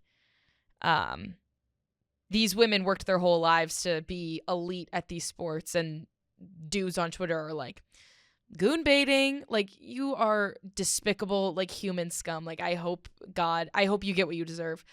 And I think it's gross. Wipe them out and more. And more. Yeah, I think it's gross. I think like her.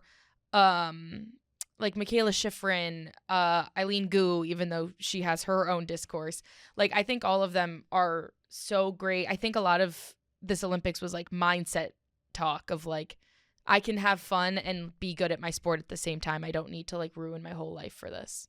And Alysa Liu is like obviously. Old man question: do women goon or is that just the dude thing? I mean, Arian, you remember that article that we briefly read about the goon culture? I mean, it's a very faint memory. My bandwidth is.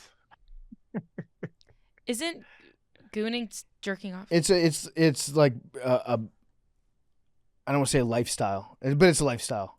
It's like dudes that have set up their entire life around jacking off. So is there the gooners? A woman version? Is there a woman version of gooning? I don't think so. I don't think women see it that way. I think that there's a lot of guys that are actively involved in the gooning subculture that might pretend to be women online. So interesting. Is there gay gooning? Because then a dude could be goon baiting a gay gooner, right? You've lost me. I don't know. I don't know what that sentence was. Is the culture just strictly around women and dudes beating off to that, or is it just like a? I would think that term? I would think that dudes jerking off to women or gooning or whatever is the majority. That's all I'll say. So like, if there's a gay gooner, real gooners are like, they'll claim appropriation. I just want to see how deep the rabbit hole goes in this internet world. Again, Arian, I think there are things happening on the internet that you would probably collapse at if you saw. Unfortunately. Clearly. But I don't know. I thought gooning was just another word for jerking off. I didn't know it was a more intense version of it. Goon baiting might be one of the funniest terms I've heard from the internet in a long time. That you just gonna goon bait me like that? It's so gross. It's fucked up. So nasty. It's fucked up that I have to jack off. Business. Yeah. Minding my business. Here come PFT with this Lucy haircut. Goon bait. Yeah. I assaulted you. That was actually, there's an episode of Beavis and Butthead where I think they do that. They try to file a sexual harassment lawsuit against Because a girl looked hot? a chick in their class because she looked hot and they were getting boners. She's doing it again. Beavis and Butthead. Yeah, the best. I need TP for my bunghole. The best. What else we got going on today in the news? The only other thing I had was a murder of a Caltech professor. Did you see this? I saw that there was a Caltech professor that was murdered. Yeah. So, this guy, remember there was one in December, a plasma physicist from MIT who was murdered. Mm-hmm. And now this guy from Caltech was killed. Right. And there are some people on the internet drawing conclusions from the two. I guess they both worked on like dark matter kind of stuff and physics. Let me see if I can find the tweet from somebody. Two top scientists, two shooting months apart, a Caltech astronomer in 2026, a leading plasma physicist in 2025. Authorities say, quote, unrelated incidents. Maybe they are. But when people working at the frontiers of science start dying suddenly, it's hard not to wonder whether someone discovered something they weren't supposed to or was about to say something they shouldn't. And then there was another, again, these are, I guess you'd call them conspiracy theorists, but another guy said, two brilliant minds gone in months. MIT plasma fusion expert Nuno Loureiro shot dead December 2025. Caltech astrophysicist Carl Grillmeyer gunned down his porch in February. Loureiro worked on magnetized plasmas, the exact domain Ron Joseph's 2024 paper calls out as potentially conscious plasmoids, self-aware, shape-shifting entities in our atmosphere that hunt, communicate, replicate, and form neural-like networks. Joseph argues that plasmas prove a fourth domain of life and that the quantum electromagnetic universe itself is alive and sentient. Waveform, collapse, entanglement, universal mind consciousness isn't just in brains, it's woven into the cosmos. So I guess there are people who think these guys were working on some real top-level shit, and they've now both been murdered. So my understanding is that some people saw the MIT guy when he was murdered, and it was so close after the shooting at Brown University, right? And so they're like, that sounds right. They were like, I'm going to connect these dots here. And then there was another shooting for another professor that reminded them of the other shooting that reminded them of the Brown University shooting. And now they're like, let's connect these dots here because it's two professors. Could be. I do think one professor working on really top level stuff like that getting murdered. Okay. Like people get murdered sometimes. Terrible, but that does happen. Two is a little interesting. It is interesting, but I'm going to wait for all the facts to come out on this one. There is I follow an astrophysicist, young brother who got his PhD. He covered this story. He likes to debunk shit like this, and he did. He was like, he said it looked like a robbery going wrong. The original, I don't say original, but one of the conspiracy theories around it was that he discovered water on a planet light years away. And the way the dude debunks, he was like, there's fucking water in our solar system. He said there's frozen water on the moon, which I did not know. That's what he said. Frozen water on the moon, Mars, a bunch of different, like Europa, Mars. I guess he's like, there's traces of water everywhere in the universe. He's like, it's abundant. He's like, stop doing this shit. It's funny. There's Good that follow up, anyone. There's that one, and there's always the scientists discovered method of turning water into energy, and they got killed.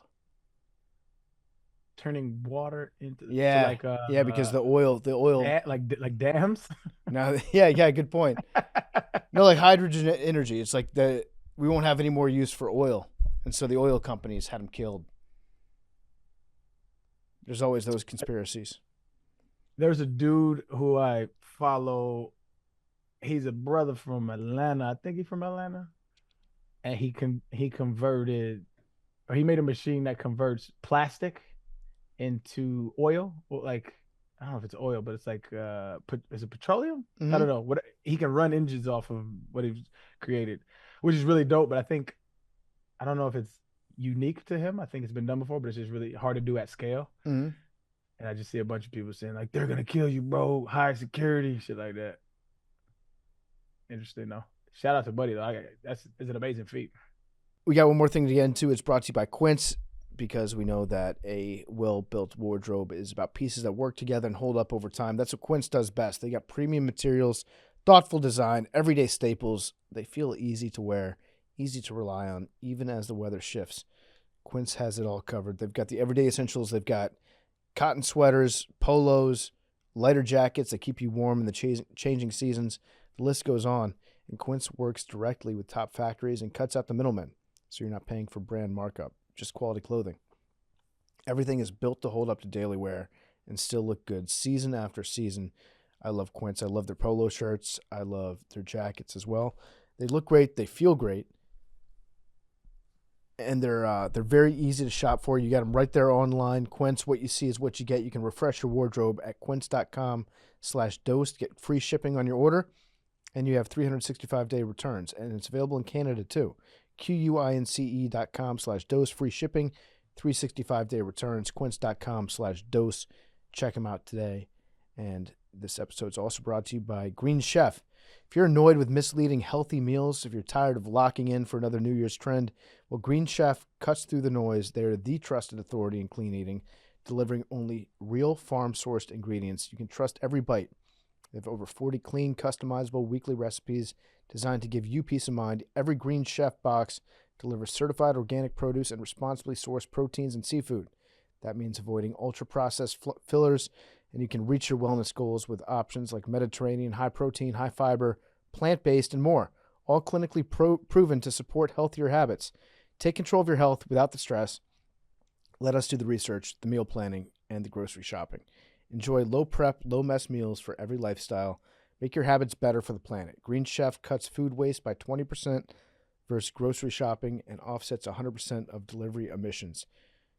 Head to greenchef.com/50dose. Use code 50dose, 50dose, to get 50% off your first month, then 20% off for 2 months with free shipping. That's code 50dose at greenchef.com/50dose. Okay, do we have any voicemails, by the way? It's been a while since we did voicemails. Yeah, I think we have 2. Yeah, let's rip a couple voicemails. You said you had one more thing. Yeah, but let's do voicemail first. Hey, this is Tom from Providence. I'm calling in about the receiving yards thing, passing yards, and I actually don't disagree with it. I like what Arian's saying. I think if I was to play devil's advocate, I think it's much harder to get yards after catch when the receiver has to make like a catch on like a non-perfect ball, like something outside of his frame. Maybe he has to slow up, like on the deep balls, maybe he has to slow up, and then he can still make the catch, but the cornerback, safety, etc., has time to catch up to him, make a tackle. I think that's really your best argument. Again, I'm not even really saying I believe it. I think the passing yards thing that Aaron's talking about is very interesting. But yeah, I think the argument really is that like you're hitting your receiver in stride and you're like allowing him, giving him a good chance to make a move on the defender or like, continuous acceleration. All right, guys, love the pod. Be good. You're all beautiful. Okay. I love at the very end, and y'all are beautiful. You too, brother. Would you say that you've gotten more support for your idea or more pushback, Arian? I would say that I have given less fucks about what people tweet me anymore. Okay. And so much so as I don't have Twitter anymore. But I don't know. I have yet to hear a convincing argument still. They'll just say, that's stupid, or, well, then you might as well, well, should we give the lineman your yards as well, too? And it's just not a logically formed argument. You need the ball. The ball carried yards is why we accumulate them and give them to a player. The ball is the thing. I just have yet to hear a convincing argument. My mind is open, though. Changed my mind. Me and Steven Crowder sitting there. Okay. So that's the last voicemail we have? No, I think we have more after that. By the way, call us up. Leave us a voicemail. What's the number? 347-560-0401. Hey, Macrodosing. This is Brett from South Carolina. I'm calling in about Arian's take on quarterbacks and their receiving yards. Okay, good. I just had an example that I've been thinking about, and I want Arian to weigh in on it. If there's a really good quarterback that's really good at throwing the deep ball and hits his receivers in stride and hits their outside shoulder all the time, always away from defenders, and that allows the receiver to get more yards after the catch, shouldn't they get that credit also? I understand plays like screens have nothing to do with the skill of the quarterback, but I'm curious what you think of these scenarios. Stay handsome, stay beautiful. Love you guys. Yeah, no. Yeah. I mean, again, if you want me to answer it, I will. The quarterback has nothing to do with when the receiver catches the ball. His presence is no longer needed in the stat sheet. It's done. Good throw, you executed your job. Your job was to get that ball to the receiver. Good, bad, whatever the pass is, you did it. Job's done. Now it's the receiver's job to catch the ball. And whatever you do after that, that's you. What if the quarterback's arm is so powerful that he throws the ball so hard that when the receiver catches it, it pulls them forward an extra like half mile per hour? Your job was to get the receiver the ball. Good job, fam. The receiver's job is to execute afterwards. No, but they're getting a boost. They're getting a speed boost from catching the ball that was going so fast. That is just physics. That's how physics works. Yeah. Okay. You get no credit for that. Sounds like Arian is not willing to engage in good faith debate. Not true. I am. I just it don't follow logically. The argument does not follow. Doesn't follow. One of the voicemails, like one of the only voicemails we got in the past couple of days was yelling at you guys. It was like kind of a beef about how in times of war you guys wouldn't step up. And I chose to not include that. In times of war, we wouldn't step up for what? For I don't want to hear fighting the war. They were like, you guys would cower. Yeah, let's hear it. I'm down. You want me to get it? Yeah. I mean, it just sounds like very odd hating, but if the United States was invaded. I believe so. I believe that was the gist. Was okay. Like, I got a pulled calf right now, so I'm also afraid of heights. That's also true. Here. What an odd mantle to take up. I like it, though. I like it. Holding us accountable. It's kind of a compliment, being like, you guys could do some damage. But you won't. Yeah. Yeah. We hold it back. Mm-hmm. Hey, it's Matt in Charlotte. I just wanted to leave a voicemail in case you guys ever do one of those sort of hater voicemail mailbag episodes again. Basically, I don't like you guys, and part of the reason is because, you're like military-age males who are able-bodied, and you know, PFT, I just listened to you go off on a rant about, while not knowing what CENTCOM is, sort of a battle plan for what the F-22 and F-35s would do. I do know what CENTCOM is. I just didn't know where it was located. This sort of Republican wants to be a macho guy. Like, we know what you guys would do during a time of war. You would go to college, join a frat. Y'all are a fucking joke. I'm glad that Billy's off the show, but honestly, y'all are unlistenable. Love you. Stay beautiful. Stay handsome. Okay. Signed a listener. Yeah. So unlistenable. He quoted things you talked about on the podcast and called in to ask about it. And did the stay handsome, stay beautiful. I can't tell if that was a joke or not. I'm still confused about, Had to be. During a time of war, what would we do? Fact check, I did go to college during a time of war instead of enlisting. I could have volunteered. There was no draft. But we invaded Iraq my senior year of high school. Just a round table. But I did not join a frat. This guy's we have empirical evidence. I also did not join a frat. I did not join a frat. I want to verify this man's opinion about me. In no shape or form would I ever volunteer for any war. Agree. You're 1,000% correct about that, brother. If I got drafted, I would sit my ass in that jail cell. You call me a coward? That's fine. I'm not fighting America's war for any kind of global dominance. No, sir. No, sir. No, sir. I'm taking a Malcolm X approach. If you don't know what Malcolm X thinks about that, go ahead and look that up, my brother. But you're absolutely correct. I am not fighting in no other man's war. Now, if you come to my doorstep, I got something for you. Not you, just like a general. I've equipped myself to defend myself in my house, in my land. Amen. Whatever to that. Nah, Brian, I ain't fighting no other man's war. Hell no. You got that one correct. But I did not join no frat. Don't you dare say no bullshit like that. That's bullshit. Yeah, these are 3 fratless fellas right here. Yeah, GDIs. What is I GDI? despise that terminology for multiple reasons. Goddamn independence. It's like what frat kids came up with to make it seem like if you didn't join a frat, you were weird. Yes. God, They flipped the narrative. Yeah. No, listen, there's empirical evidence that there was a war that was happening that took place my senior year of high school, and I did not enlist. I'm a Quaker. It sounds like this guy has a problem with my religious beliefs. My religious beliefs are being a conscientious objector, that violence just begets more violence, and wars don't really accomplish anything except destroying the human spirit. And from a spiritual place, it's not in my DNA to actively enlist in the military. That doesn't mean that I can't be fascinated by fucking F-22s and F-35s. That's like I love jujitsu. Yeah. Those are my planes. It's well within my rights to be interested in planes. Do we think that guy was serious? I'm genuinely confused. No, I think he's a listener of the show. I think he's just he's remembering the time when it was like the hater voicemail where he could like. Yeah, but he did say, like, he put some stank on it. He put some stank on it, and then at the end he said, "Stay handsome, stay beautiful." Yeah. Let me know it was like a good. little bit of a. I thought it was an interesting voicemail. I appreciate the conversation. By the way, I know what Syncom is. I didn't know what city it was located in. Sorry. Right. I kind of like it. We bring back the hater voicemails. I kind of like that. What's the beef? Yeah. I choose to usually keep those. I also noticed that this guy he had a lot of stuff to say about my battle plans, but he didn't poke out any holes in them or point out where I was wrong. Fair enough. I think that was a tacit admission that my battle plan was spot on. I like what Josh Pate does on his show at the beginning of the season. You can say whatever you want about his predictions as long as you put out your own.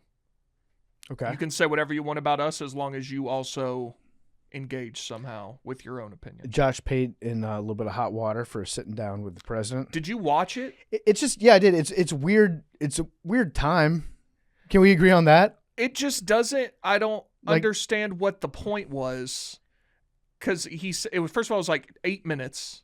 Yeah. He said they were going to talk about college football, which was I totally understand if the president says he wants to come on your show, I will not begrudge anyone for having the president on their show.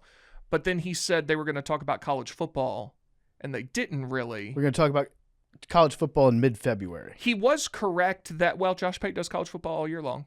I know, but it's weird time. And I love his show, by the way. One of my favorites. I just didn't. It was an odd interview because he was correct. They didn't really talk about politics either. Trump steered it there a couple times, but not really. He talked about Herschel Walker. He's like, Herschel Walker, what a great guy. Isn't he great? As they're sitting in Rome, Georgia, so everybody clapped. Yeah. He talked about how much he loved Gunnar Stockton, who was there in the varsity. Good spot, by the way.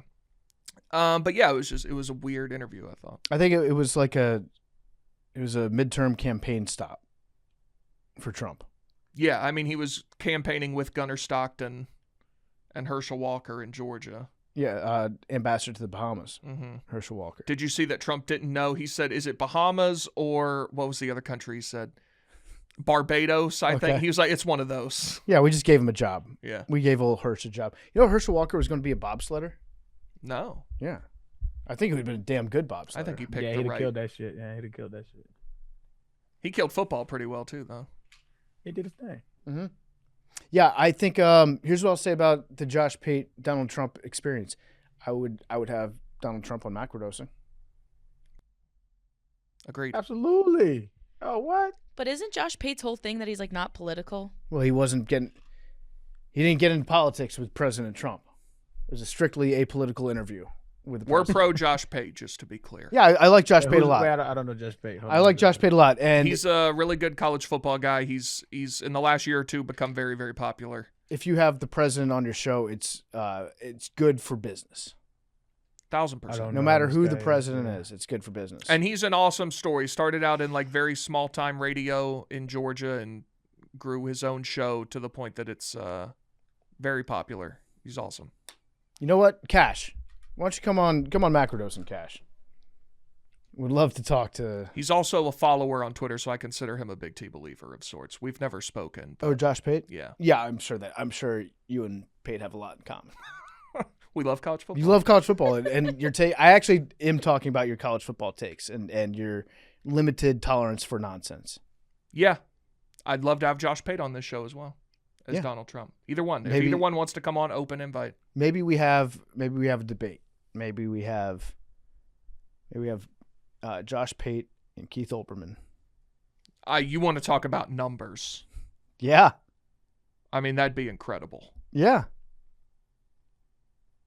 That would actually be so awesome. I would love to do that. Keith Olbermann is just he's trying to get some sort of attention wherever he can get it. Agreed. Anything at all to discuss with the John Davidson Tourette's episode? I saw that happened. I didn't watch the video. Yeah. It's pretty tough. It's a tough sell. Like, you got a guy with Tourette's and he's saying all the words that you can't say. But is he being racist when he says them if it's a pathological condition? Yeah, it's a weird spot. I would say no, because I don't understand Tourette's, but like I know a few people with it, and there's like different conditions. So, and like if you have a tic, like it's uncontrollable. You can't control it, and usually the tics are like vulgar. That's it. It's like a neural pathway that like misfires, and you can't control this. You can't control it. So I think that's. If that is, I think it was probably weird in the moment, and if you don't know somebody has Tourette's, it's probably weird. But if you further investigate and say, you know what I'm saying, and be like, yo, this is what I did. Nah, it's a nothing burger, man. Credit to Michael B. Jordan though for like handling it the way that he did. I would have completely understood if he had just like walked away, or said something back, or just like walked off the stage and be like, fuck this, I'm not gonna sit up here. The guy who did it, is he known?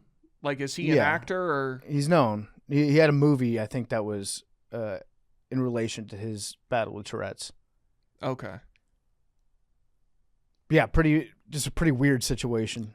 By the way, maybe I'm an idiot. You saw Paddington at that thing, right? So I assumed that was CGI, like on the stage. But then I also saw this video. Is he real? They had real Paddington. He's real, because I saw a video of him on like the red carpet too. I believe that is a real like a little Paddington. mascot. Yeah. I don't want to. I don't want to assume. Yeah, I don't want to Is ruin it, the magic. I don't know. Is it like a remote controlled thing? Is it a kid in there? I don't know. Yeah, I don't know. I need to know more about Paddington. But I don't think it was an animated version. I believe it was a real Paddington. It's what it seems to be, but I thought I was going crazy for a minute. I don't know. Good for him. All right, how's everybody doing the snow in New York City right now? Everyone okay? That we know of? There's like a blizzard coming, huh? Yeah, they're getting like 2 it's feet. There. They're getting like 2 feet of snow. Yeah. Is it weird that I kind of wish I was there? Oh, no, not at all. I kind of wish I was there for that. We never really had, in the time I lived there, anything like that. There was one time it snowed maybe 6 inches. Yeah. But never anything like this. It's crazy, like, only essential vehicles are allowed to drive. I saw that DoorDash was paused, like you couldn't order DoorDash. Well, they closed the streets for like 12 hours. Right. But it wasn't even like, I mean, I don't know how like closing the streets in New York works, where it's like, can bikes, like, obviously bikes can't get through in like a foot and a half of snow, but they were like, DoorDash isn't accepting any orders. Yeah, no. The New York office, they have a snow day today. I am like, that does kind of look fun. I do. I kind of want just like an apocalyptic amount of snow. Not where I'm out having to travel anywhere, like where you just get, everyone's just trapped. Because I would like for everybody to be trapped for like A day. 30 hours. Yeah. This looks way more like snow day fun. Yeah. Than the storm that happened, whatever it was, like a month ago in like Nashville and like DC. That was like the ice and it was ruining communities. This looks more innocent. This looks just like 2 feet of snow. Yeah. I believe. Yeah, I would not. I want me to be like stranded in my own house for 30 hours. Everybody else to be like snowed in where you all go through it together.